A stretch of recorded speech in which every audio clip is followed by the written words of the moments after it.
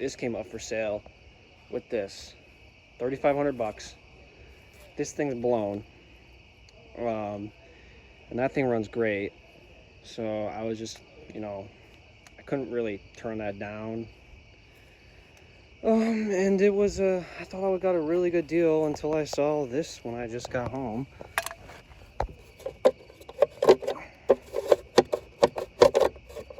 So yeah, that's, I don't know. It wasn't sticking down like this because it was sitting on a stand in a barn, and I looked quickly underneath and I didn't look that long. And from first glance, with the giant thing in the way, it's kind of hard to see. Not making excuses, it's the best of us. But I mean, it's not the end of the world. Fiberglass are up. Still worth it, I guess. Lots of little aftermarket parts that are worth good money. There's an impeller on it too, but it's not in the best of shape. I'm just gonna pump swap it with that and sell that ski with this one, because I just put a new 1016 hooker on that one and it's mint. I don't know, it needs a lot of work, but I mean, every little nickel and dime piece that costs a lot and adds up is there. You got dual bilges on the inside, pole bracket, billet gas cap, billet pissers. I mean, jet trim, bottom pad's in good shape. Sides are good, but the tops are missing. I might just hydro turf that and send it. Because I like these foot wedges. False alarm. It's just a pump stuffer. Okay, I am tearing down the Wave Venture motor for the round nose. I mean, it ran great, but I just want to go through it and make sure this motor is 100% good to go, because I don't want to put it in and then it blow up. And then I gotta find another motor. I'd rather just, anything it needs, just do it. Do it right the first time, so it can run for years. I looked at the top end. The top end looks good. It's just the crank. Gotta inspect the crank. That's why we take things apart. Front crank seal is definitely leaking. The back was clean. It could have been washed away, but the front crank seal tells all. I mean, it may not have been leaking bad at all, but that's air leaking, so we don't want that. Good news, the crank is in pretty good shape.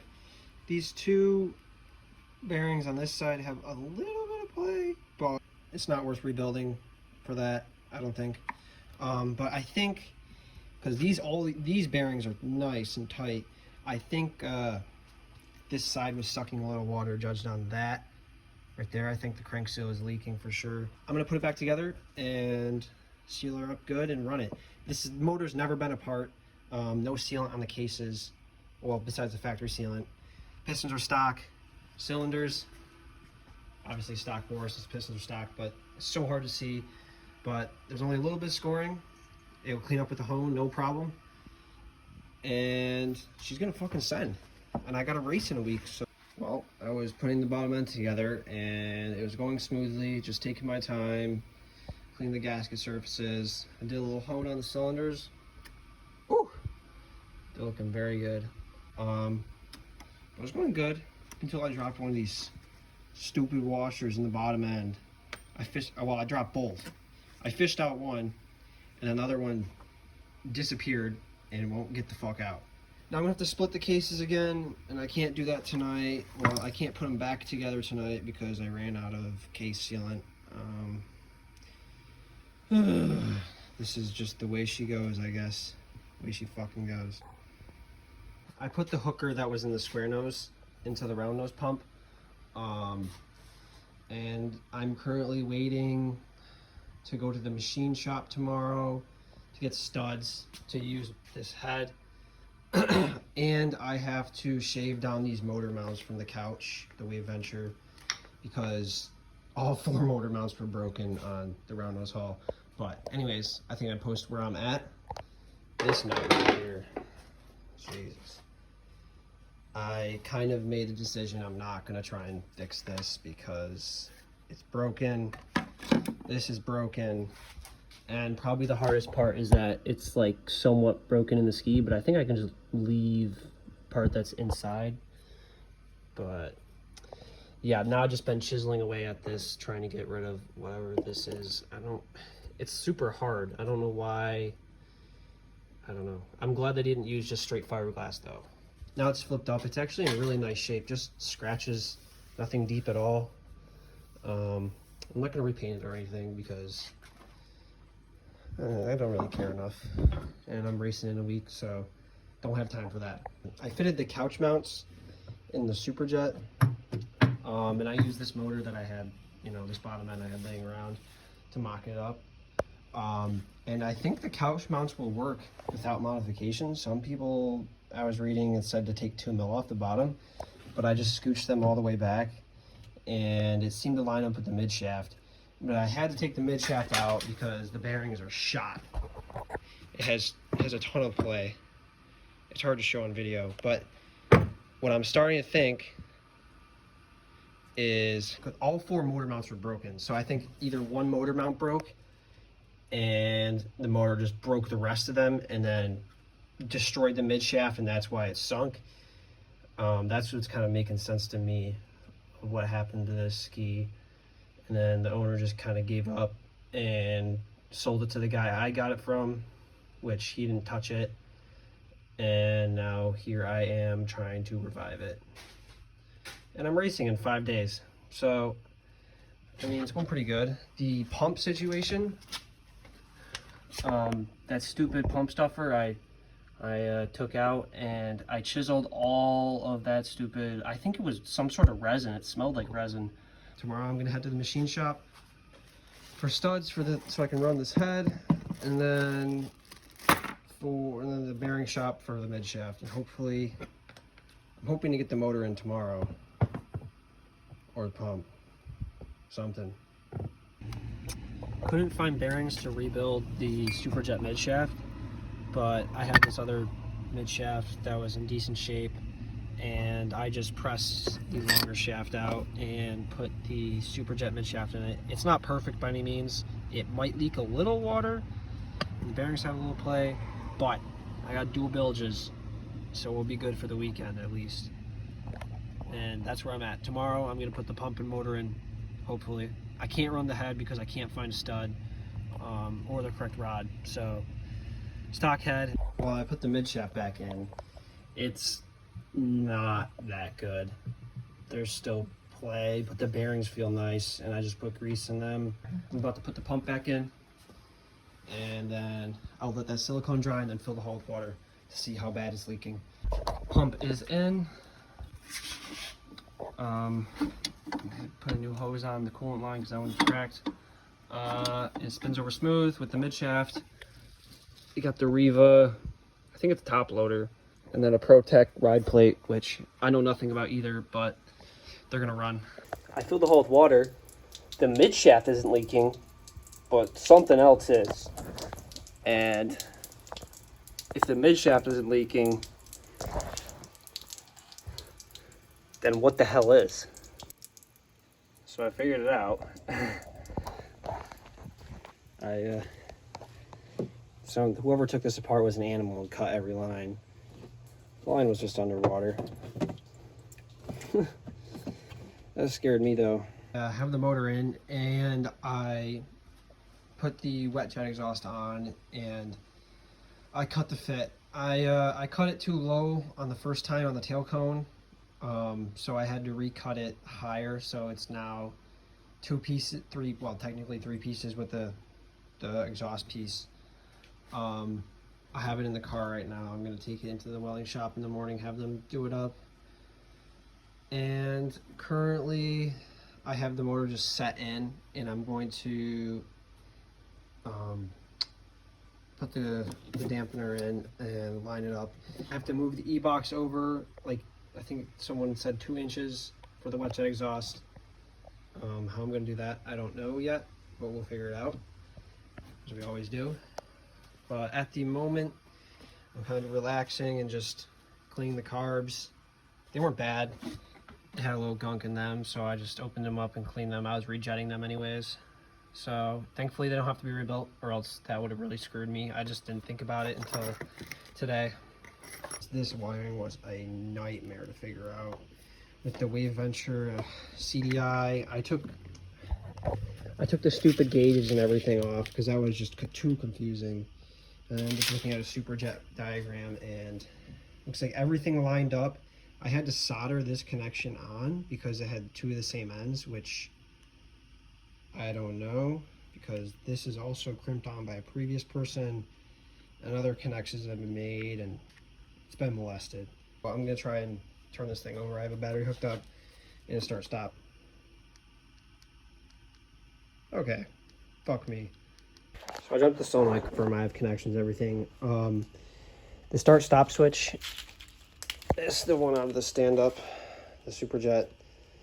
I guess it's no good because it did nothing. And I hooked up the Wave Venture one, which is right here. It cranks over really slow because the battery's about to die, but there's spark. I got the e-box mounted up. I had to drill the holes or ream them out a little bit to make it fit because the exhaust was touching it. Then the next step is bolt the carbs on. Hopefully the exhaust gets welded tomorrow so I can put that on tomorrow night. And if that's the case, then I should have it running by Thursday. Today is Tuesday. That's pretty optimistic. Not really though. I raced Saturday. Just put the carbs back on, deleted the primer or the chokes, put primers on now, and I also wired the bilges up. Kinda. This wasn't me, this was someone else, but it works, so we're just sticking with it. And next step, I'm gonna drop the motor in and line it up, and then I will run all the cooling lines hopefully and fuel lines tonight. The exhaust is still at the welding shop until probably tomorrow at noon. I gave the guy pretty good where I wanted it. Hopefully he puts it there and I don't have to make more trimming modifications like so. I just poured gas in the carbs and we'll see if it'll fire up. I'm just gonna hold it.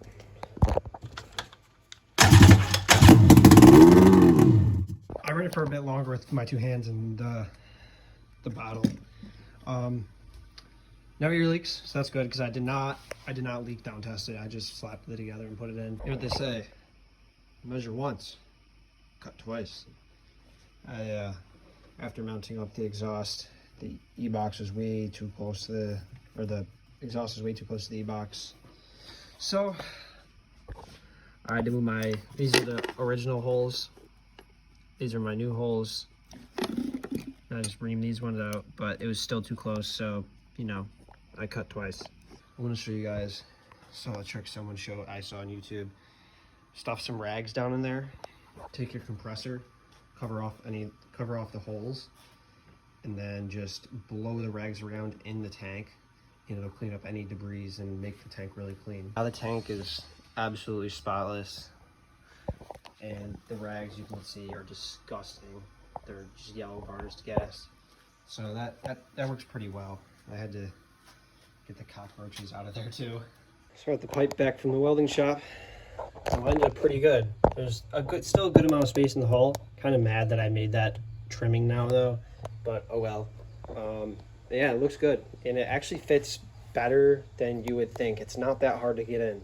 And I have to add a stinger to this thing. I have to drill and tap a stinger onto this thing because I had the guy close up this one, which, you know, now looking at it, I probably could have used it, but it's probably easier just to tap one in here anyways. Well, I should have known better that I was gonna run on the hose. This clamp leaks like a sieve. I'm gonna have to RTV it and then wait for it to dry, which is really annoying because I want to test it now. It's Thursday afternoon, and if I have to let it dry, then I might be able to go later tonight, or I'll have to go tomorrow morning, and then that tomorrow morning is the only day I could test it. I think this joint and the bottom joint are leaking. I put RTV on the bottom one, but I ended up moving it around, so I think that's screwed with it. Well, I fucked up. I must have pinched it in wrong when I closed up the hole, so that's probably why I was leaking like crazy. I saved the old one, so I think I'm just going to clean up the old one and use that because it's still okay. Neither of these are good options, actually. I think I'm just going to RTV this one and crush it down.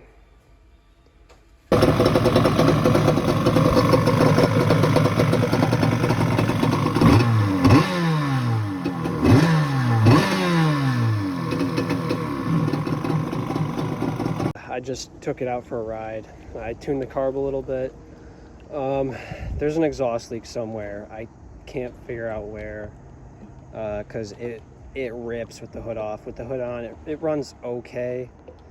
Full throttle, there's a little more to give. It's not bad, but from the low end, if you idle for a little bit, it hesitates because it needs to get out the dirty air first. And I tried to look for the exhaust leak and I couldn't find it. And it's getting dark here, so I want to go home, and I got to grind down the exhaust a little bit and then J-weld it up because it is rubbing against the hull and it will rub a hole through it. It already rubbed a little bit of glass down, but honestly, it's good enough to race, so I'm not worried about it. And it's not like, you know, that's gonna make or break my career either, because it's my first time racing.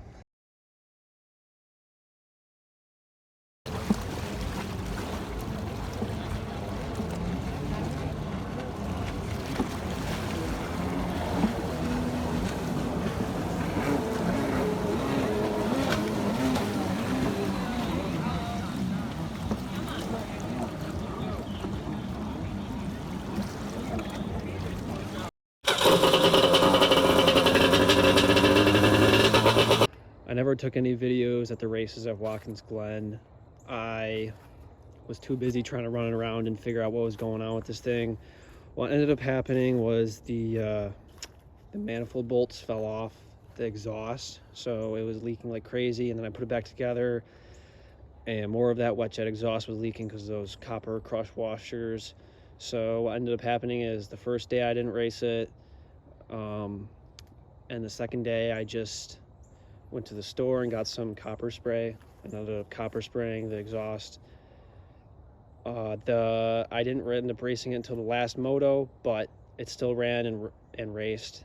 I came in last in the last moto on Sunday, but I set out to buy this thing and race it, and that I did.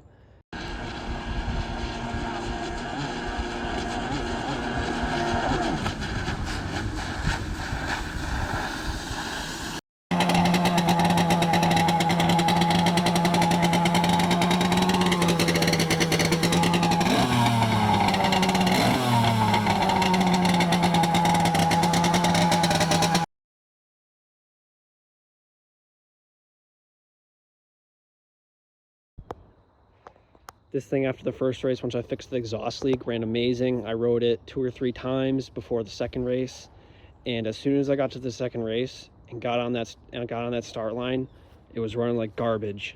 But I ran the whole entire first moto like garbage. I was just behind the one square nose the whole entire time. I should have beat him, but this thing was only going probably half throttle. But what ended up happening is it had a massive air leak, which I tried to fix, but I thought it was the reed gasket, but I'm pretty sure it's the carb or the base gasket on the cylinders. Or my half-drunk ass didn't fix it properly. One of the two. Anyways, I'm gonna fix it in the spring. I just said screw it, and I ended up riding my buddies, skied the rest of the race, and I had a good time there. And for the superjet, I'm just gonna put footholds in it and then an ignition enhancer, and that's probably about it for the superjet until next year. Kind of just wanted to wrap up this video of me buying it and racing it, which I did. Not well, but I did.